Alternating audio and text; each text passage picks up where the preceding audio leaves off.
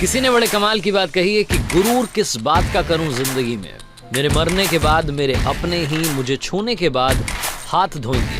एक छोटी सी कहानी, ये कहानी है साउथ के एक राजा की जिनके 3 बेटे थे। 3 राजकुमारों में बराबर बुद्धि रहे, तीनों में वो क्षमता हो कि वक्त आने पर चाहे जो राजा बने वो सही फैसला ले सके। राजा ऐसा चाहते थे और इसके लिए राजा साहब ने सोचा कि क्यों ना एक टास्क प्लान किया जाए। तीनों राजकुमारों को दरबार में बुलाया गया और उन्हें टास्क समझाया गया।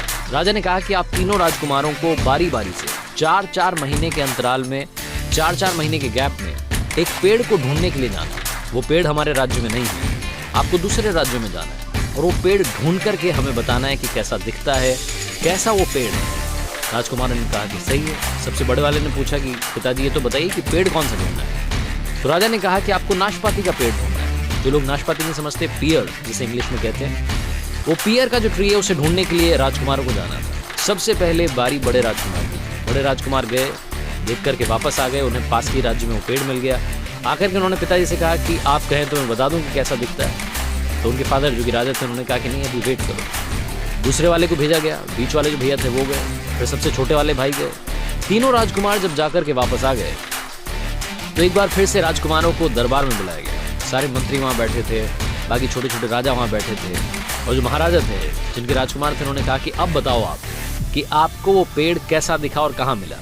सबसे बड़े वाले ने सबसे पहले बताना शुरू किया। बड़े राजकुमार ने कहा कि पिताजी हमारे पास के राज्य में मुझे पेड़ मिला और लोगों ने कहा कि यही नाशपाती का पेड़ है, लेकिन आपने क्यों भेजा? मतलब वो तो सूखा सा था, टेढ़ा मेढ़ा सा था, मतलब किसी काम का नहीं था। मुझे समझ नहीं आया कि आपने नाशपाती का पेड़ देखने के लिए मुझे भेज दिया।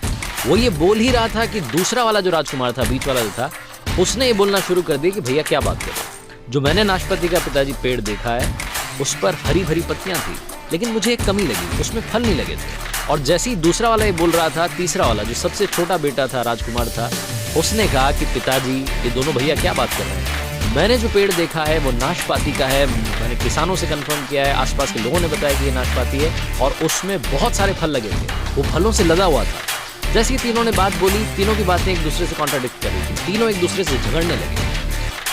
दरबार में जितने मंत्री थे, जो छोटे छोटे राजा थे, वो सब देख रहे थे कि ये महाराजा क्या करवा रहे हैं, अपने बेटों में फूट पड़वा दी, लड़ाई करवा दी।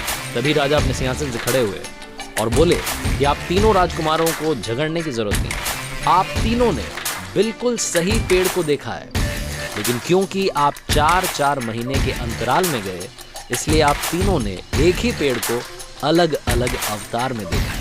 आपको बहस करने की जरूरत नहीं है। तीनों राजकुमार चुप हो गए। राजा ने फिर कहा कि मैं आपको 3 बातें सिखाना चाहता था, इसीलिए इस पेड़ को ढूंढने के लिए आसपास के राज्यों में भेजा था। राजकुमार ने पूछा कि पिताजी क्या समझाना चाहते थे। तो उन्होंने कहा कि इस पेड़ को आप तीनों ने अलग अलग टाइम पर देखा और इससे 3 बातें सीखने को मिलती हैं। पहली बात, किसी भी चीज पर फैसला तब तक ना लें जब तक आप आखिरी तक उसे ना जान लें, चाहे वो कोई इंसान हो, आपका दोस्त हो, फैमिली मेंबर हो, या कोई सिचुएशन हो, या कोई चीज हो, जब तक आपको पूरी जानकारी ना हो अपना डिसीजन ना लें।